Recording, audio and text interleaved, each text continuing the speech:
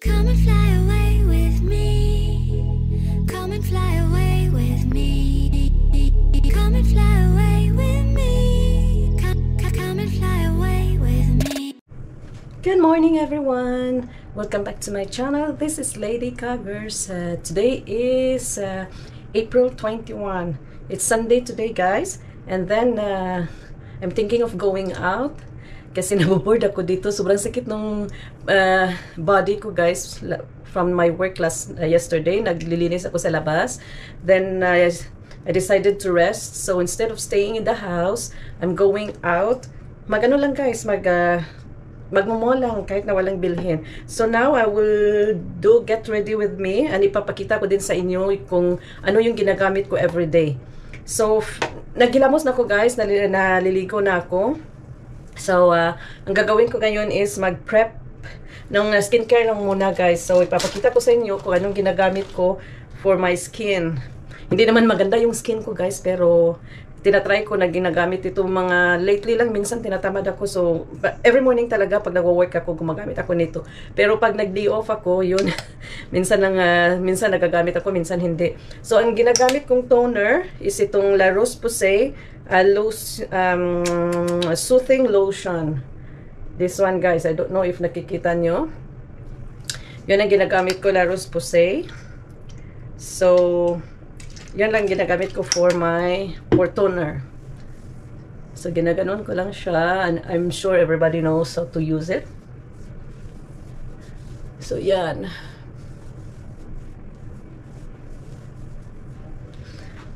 And before that, guys, magli-lip tint muna, lip balm muna ako. Ang gamit ko is yung hinuhol ko kahapon kasi nagugustuhan ko talaga siya, guys, yung tinted lip balm ng Blue Zen.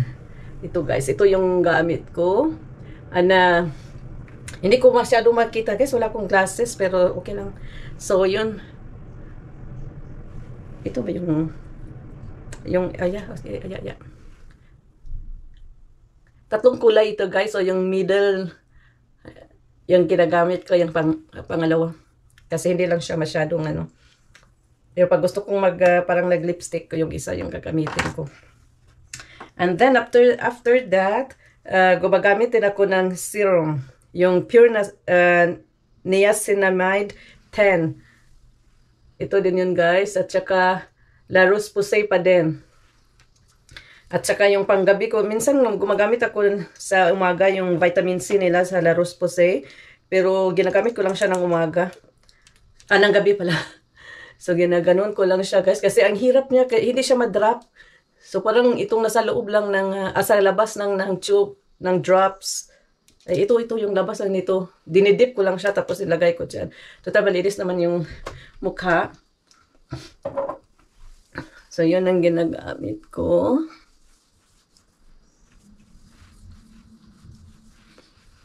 So far, nagugustuhan ko naman siya, guys. Sobrang mahal lang.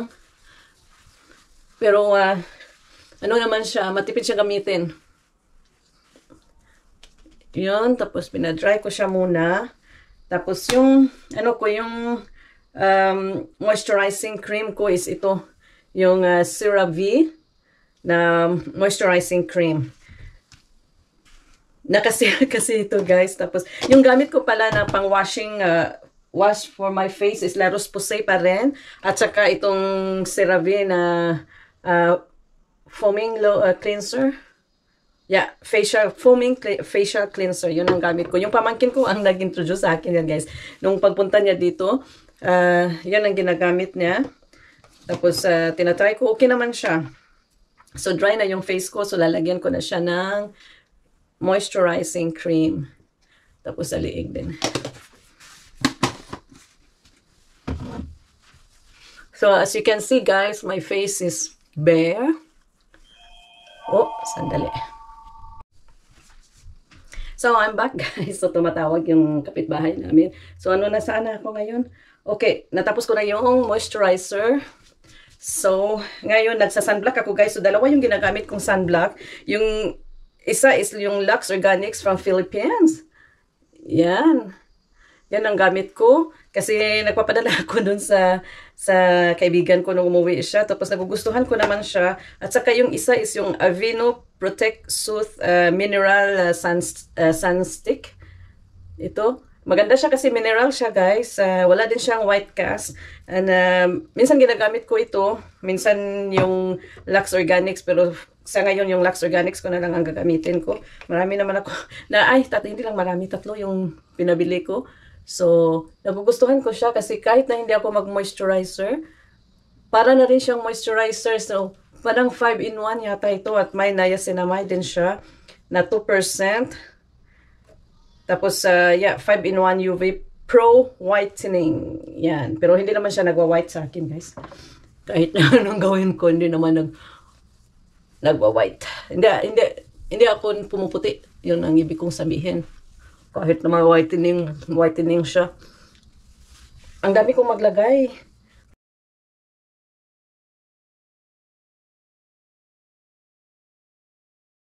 Tapos yung after nan, guys, naglalagay ako ng skin tint. Ito siya, guys. Ay, ko alam, nakita ba niyo, guys? And then, siya, Maybelline Super Stay 24 Hours Skin Tint. Tapos, yung number ko is 220. Hindi ko kasi alam kung ano yung color ko, guys. So, kahit na anong kung mafe-feel ko na, parang ano siya. Sinishake ko muna. Tapos, yun lang. Pag ganun lang ako. Ginano ko lang yung mga, alam mo yung, may mga dark spots ako dito. Na hindi na siya matatanggal kasi ano daw yan sa sun. Before kasi na hindi ako sa sunscreen. So, kamay lang ginagamit ko, guys. Kasi mas gusto ko yung kamay na ginagamit ko kasi parang wala. Parang yung wala. Hindi yung parang ano talaga na foundation. Pero nag-ano talaga siya, guys. Kumaganda. Tingnan yung skin.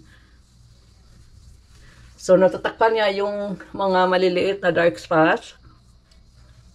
Pero yung malaking dark spots dito, guys, so hindi na siya matatakpan. Pero natatakpan niya konti. Konti lang naman. Pero okay lang yan.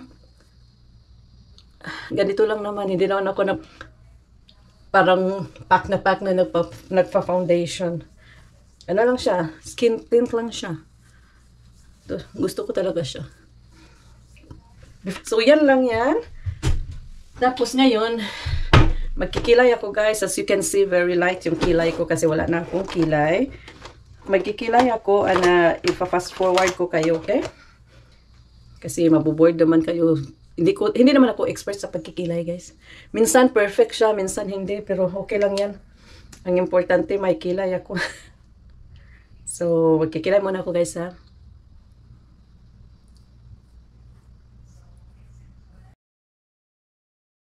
So, ayan, guys. Okay na to. So, tingnan nyo yung difference ng dalawang, yung dalawang eyebrows.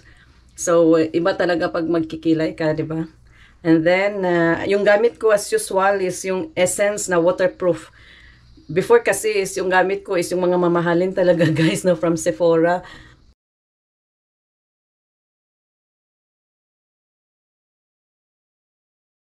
So, guys, hindi siya pantay pero okay lang yan. Nanon ako. Pero, okay. So, yung una kong na-discover after sa mga high-end, guys, is yung yung Wet n Wild na din siya parang waterproof din siya, guys. So, yun ang una kong na-discover. So, mas mura lang yun. Mas mura siya kaysa Essence. Yung Essence kasi is $5 something. At saka yung Wet n Wild is mga $2 or $3 lang siya. Pero mas nagugustuhan ko yung Essence. So, yan. Okay na siya, guys. I'm not sure kung nakita nyo. Basta yan. After that, mag-powder na ako. Sobrang ito yung powder ko, guys. Yung Super Stay. Maybelline Super Stay 24 hours. Yan lang din ang yung powder ko na hindi ko din alam kung ano yung number, anong tawag dyan, yung color. Parang ko lang yung konti lang. Tapos yung kilay para hindi siya mabura. Pero hindi naman talaga siya mabura, guys. And then, magbablush ako. Tinatry ko kahapon itong blush na, ano yung na hinuhol ko kahapon. Hindi ko alam. Siguro gamitin ko itong, kasi ginagamit ko yung pink kahapon. Gagamitin ko itong, maybe ito siguro. Ito. Hindi ko alam kung anong kulay niya. Hindi naman siya nakalagay. So, try natin. Kung okay ba. Uy, shoot. Hala. Hala, grabe. Hala, pigmented pala siya, guys. Hala. Ayan ko lang. I-repair ko lang yan.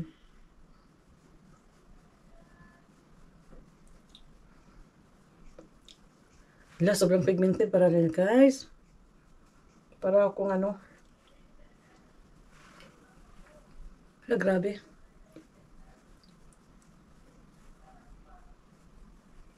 Grabe pala niyang pigmented. Try ko ito, be. So guys, hindi na pala nagre-record yung ano. So, ito nilagyan ko siya ng powder para mag-ano siya, parang matawag dyan, hindi masyadong, ano, hindi siya masyadong pula. So, yan na guys. At then, after that is lashes. Curler. Curler lashes. Hindi na ako nagmamaskara guys, kasi kahit na anong mascara na gagamitin ko na waterproof, nasa smudge pa rin siya sa akin. Yun lang yung heroin kiss, ano tawag yun? Kiss, basta yung sa Japan. Yun lang ang nag-work sa akin. At tapos wala na din akong hindi, nahihirapan na akong tatanggalin din kasi wala na yung pangtanggal ko. So, hindi siya kaya ng mga waterproof remover dito. So, yun lang guys. At saka yung kulang is mag-lipstick ako guys. Oy. Lip tint, lip balm pa din ito guys. From CoverGirl. Yun ang palagi kong ginagamit pag nasa, ano ako. So, yan lang guys. So, I hope na na-enjoy nyo yung ano ko, yung Get Ready With Me. Ay, hindi pa, kulang pa siya guys. So, nag-ano ako, mag-spray. Setting spray. Dalawa yung gamit ko din guys. Yung isa yung Lux Organics Rosy Glow. Tapos, or itong Maybelline na tawag yan, Lasting Fix. Yung Maybelline. So, for today, gagamitin ko yung Maybelline.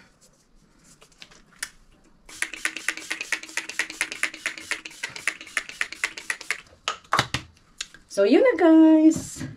So, after nito, aalis na ako. So, mag-vlog din ako mamaya siguro. Pero sa ibang vlog na kasi mahaba na siya. So, thank you for watching. Have a nice day, everyone. Happy Sunday!